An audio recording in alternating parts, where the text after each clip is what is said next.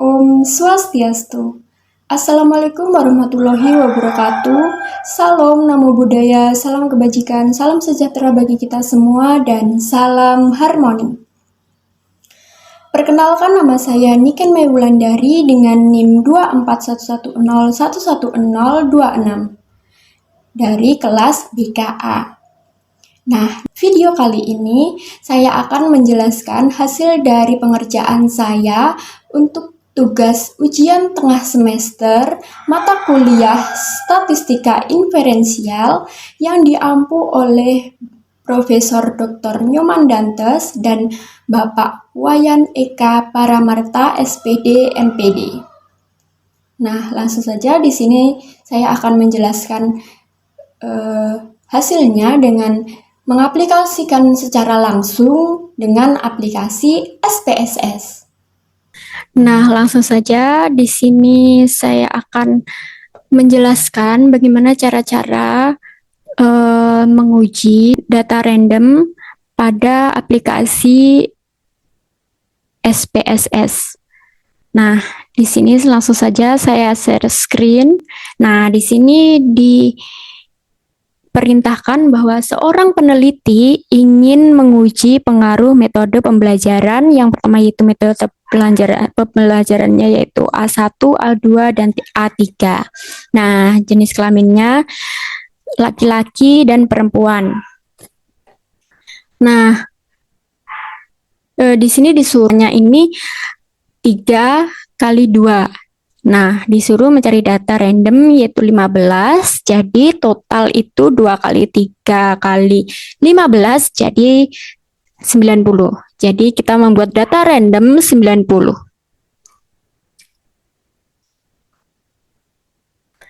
Nah, kita buat data random di Excel seperti ini, kita tinggal copy saja. Lalu jangan lupa all border agar langsung bisa di copy di Word. Langsung kita copy dengan ngeklik Ctrl+V. Ini sudah keklik ya.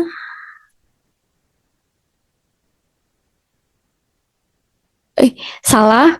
Tadi setelah mengcopy semua, klik Ctrl+C ya untuk copy. Maaf tadi saya salah. Nah, untuk selanjutnya kita langsung ke Word. Kita tinggal mengcopy dan menambahkan sendiri metode pembelajaran gender score. Tadi bisa juga sebenarnya kita langsung klik di Excel, tapi karena saya sudah terlanjur ya tadi salah, jadi langsung saja tambahkan sendiri di Word. Nah, karena terdapat data random 90, kita langsung saja masuk ke aplikasi SPSS.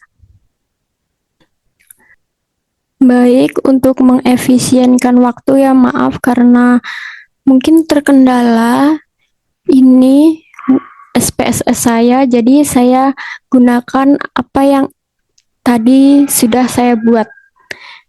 Nah, di sini nanti kalian tinggal mengcopy datanya tadi di sini di kolom pertama dan akan muncul seperti ini 1, 2, 3 seperti ini ya sampai 90.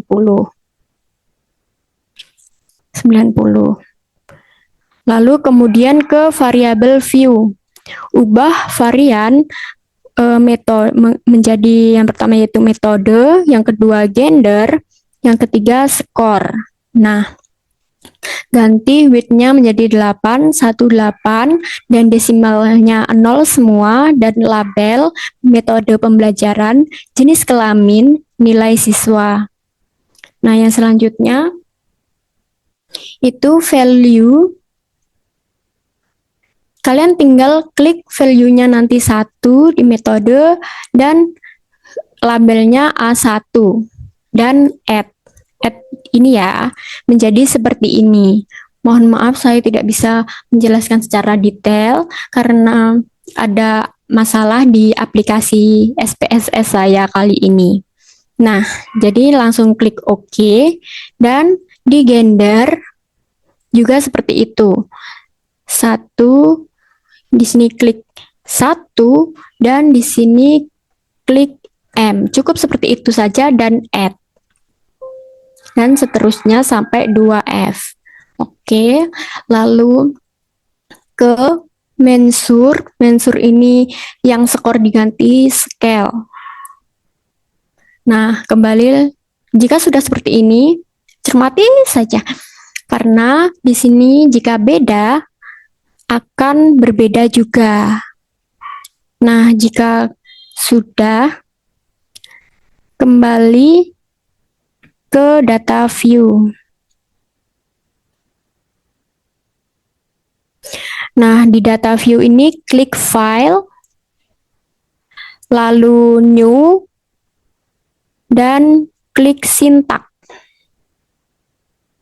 Langsung saja copy kode berikut ini, lalu klik round and all.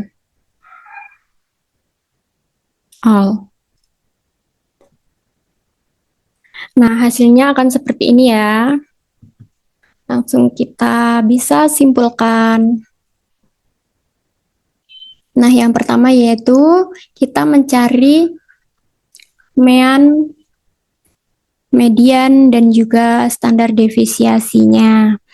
Nah, jadi berdasarkan hasil analisis deskriptif itu dapat diketahui bahwa nilai rata-rata mean tertinggi pada kelompok MA1. Nah, bisa dilihat juga bersama-sama bahwa di situ terdapat MA1 76,893. Nah, sedangkan lainnya itu cuma 65, 73, 73.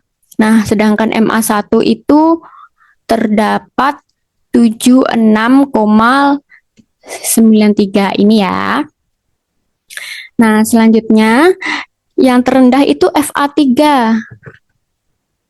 Di mana FA3 yaitu cuma 65,700. Hal ini menunjukkan bahwa secara umum kelompok laki-laki memiliki hasil yang sedikit lebih tinggi dibandingkan perempuan. Nilai median pada setiap kelompok juga relatif mendekati mean, menandakan bahwa data tidak menyimpang jauh dan berdistribusi secara seimbang. Selain itu, nilai standar defisiasi menunjukkan nilai keragaman hasil di setiap kelompok, di mana F1 memiliki ini 12,5219, sedangkan MA3 memiliki variasi terendah yaitu yaitu 6,54. Yang berarti data pada MA3 lebih seragam jika ditinjau dari nilai sweetness dan kurtosis yang seluruhnya berada di kisaran min 1 hingga plus 1. Maka dapat disimpulkan bahwa seluruh kelompok berdistribusi normal. Dengan demikian, data bisa dilanjutkan di berbagai uji selanjutnya. Nah, karena datanya berdistribusi normal, maka bisa dilanjutkan ke uji normalitas. Nah, tidak perlu untuk mengklik-klik apapun lagi. Cukup scroll ke bawah dikit. Nah, langsung menemukan test of normality. Nah, di situ kita langsung saja interpretasikan berdasarkan hasil uji normalitas menggunakan uji Shapiro-Wilk. Diketahui bahwa seluruh kombinasi antara variabel gender dan metode pembelajaran FA1 nih, FA2, FA3, MA1, MA2, MA3 itu memiliki signifikan yang lebih besar dari 0,05. Adapun nilai signifikan untuk masing-masing kelompok adalah ini bisa dilihat sendiri ya, yaitu 0,944, dilanjutkan FA2 sebesar 0,443 dan MA3 itu 0,842 dan MA1 0,357 dan MA2 itu 0,655. Dan yang terakhir yaitu MA3 yaitu 0,705. Nah, untuk selanjutnya yaitu sudah itu kan, jadi karena seluruh nilai sig itu lebih besar dari 0,05, maka dapat disimpulkan bahwa data pada keenam kelompok tersebut berdistribusi normal. Jadi bisa deh dilanjutkan ke uji selanjutnya. Nah, yang selanjutnya yaitu uji homogenitas varians dengan Leve's test. Nah, kalau ini kita klik-klik lagi ke analisis, klik analisis, lalu cari general linear model dan univariate. Nah, di sini kita kelompokkan saja dependent variable itu diisi nilai siswa.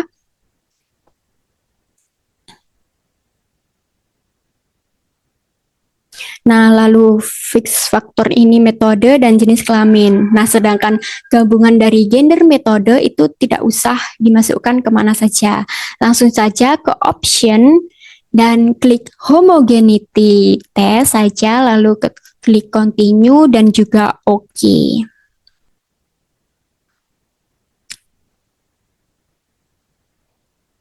Jadi terdapat uji homogenitas menggunakan Leve's test. Bisa dilihat bersama-sama ya. Ini. Jadi kita langsung saja simpulkan bahwa secara keseluruhan rata-rata nilai siswa adalah 72,58.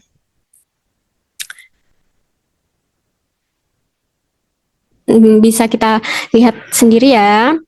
Jadi kita simpulkan dari data hasil Leve's test of equality of error variance diperoleh nilai signifikan sebesar 0,211 lebih besar dari 0,05 yang menunjukkan bahwa tidak terdapat perbedaan varians antar kelompok.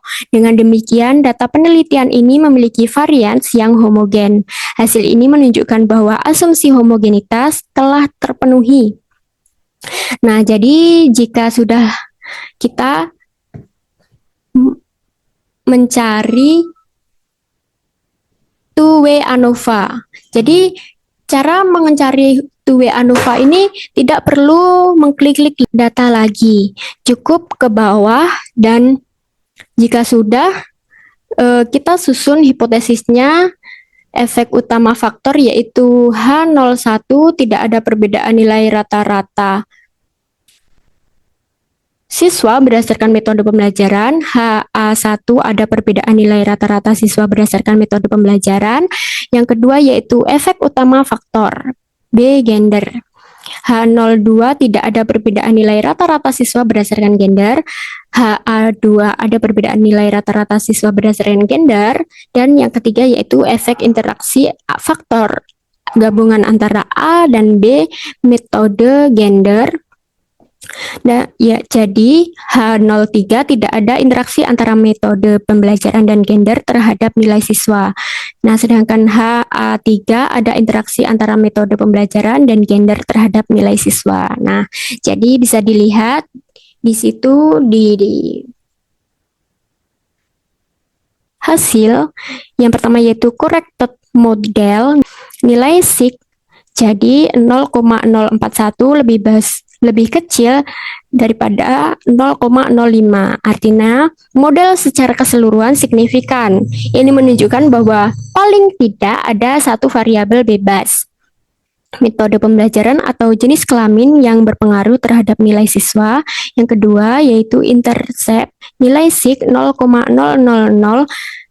lebih kecil daripada 0,05, menandakan bahwa rata-rata keseluruhan nilai siswa berbeda secara signifikan dari 0. Ini wajar, karena intercept hanya menggambarkan adanya nilai rata-rata dasar atau mean umum. Nah, yang berikutnya yaitu metode pembelajaran. Nilai SIK 0,064 lebih besar dari 0,05, artinya tidak terdapat perbedaan yang signifikan antar metode pembelajaran terhadap nilai siswa. Walaupun mendekati batas signifikan 0,05, perbedaannya belum cukup kuat secara statistik. Nah, yang selanjutnya yaitu jenis kelamin.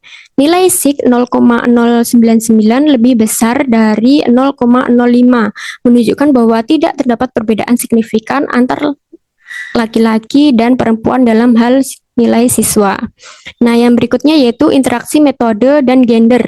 Nilai SIK 0,162 lebih besar dari 0,05, artinya tidak terdapat interaksi yang signifikan antara metode pembelajaran dan jenis kelamin. Dengan kata lain, pengaruh metode terhadap nilai siswa tidak bergantung pada jenis kelamin. Nah, yang selanjutnya yaitu error. Nilai mean square error 84,588 menunjukkan besarnya variasi dalam nilai siswa yang tidak dapat dijelaskan oleh faktor metode, jenis kelamin maupun interaksinya. Jadi semakin kecil nilai error, semakin baik model pembelajar menjelaskan data. Yang berikutnya yaitu R squared. Nilai R kuadrat 0,127 berarti model mampu menjelaskan 12,7% variasi nilai siswa, sedangkan siswanya yaitu 87,3% dijelaskan oleh faktor lain di luar model. Jadi kesimpulannya adalah tidak ada perbedaan yang signifikan antara nilai siswa laki-laki dan perempuan, dan juga tidak ada interaksi signifikan antara metode pembelajaran dan jenis kelamin. Dengan demikian hipotesis 0 untuk semua faktor tidak ditolak. Jadinya perbedaan nilai antar kelompok lebih disebabkan oleh variasi alami daripada pengaruh faktor metode atau jenis kelamin. Nah, jadi hasil uji ANOVA dua arah tidak ditemukan interaksi signifikan antara metode pembelajaran jenis kelamin. Oleh karena itu, grafik interaksi tidak disajikan karena tidak memberikan informasi tambahan yang bermakna secara statistik. Nah, berdasarkan hasil analisis data, dapat disimpulkan bahwa data penelitian ini memenuhi asumsi uji parametrik. Hasil uji normalitas Spiro-Wilk menunjukkan bahwa seluruh kelompok data, yaitu kombinasi antara metode pembelajaran dan jenis kelamin, memiliki nilai signifikan lebih besar dari 0,05. Dengan demikian, data berdistribusi normal dan memenuhi syarat untuk dilakukan analisis ANOVA. Selanjutnya, hasil uji homogenitas Levenight test menunjukkan nilai signifikan sebesar 0,211 lebih besar dari 0,05, yang berarti varian antar kelompok homogen. Karena kedua asumsi dasar tersebut terpenuhi, analisis dilanjutkan dengan uji two-way ANOVA tanpa perlu melakukan transformasi data atau uji non-parametrik alternatif. Nah, jadi hasil two-way ANOVA itu menunjukkan tidak ada pengaruh signifikan dari metode pembelajaran. Nah, jadi di sini saya tidak melanjutkan ke uji post test karena hasil two-way ANOVA saya tidak terdapat pengaruh. Jadi secara keseluruhan dapat disimpulkan bahwa data memiliki asumsi uji ANOVA, namun tidak terdapat pengaruh yang signifikan dari kedua variabel bebas terhadap skor hasil belajar. Untuk penelitian selanjutnya, disarankan untuk meningkatkan jumlah sampel, memperpanjang waktu perlakuan, atau masuknya variabel kontrol tambahan seperti motivasi belajar atau gaya belajar siswa agar model analisis dapat menjelaskan variasi hasil belajar secara lebih kuat. Mungkin itu saja penjelasannya. Saya Sobsrin, terima kasih.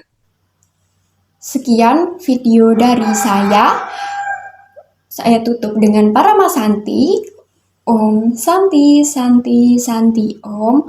Wassalamualaikum warahmatullahi wabarakatuh. Salam Namo Buddhaya, salam kebajikan, salam sejahtera bagi kita semua, dan salam harmoni.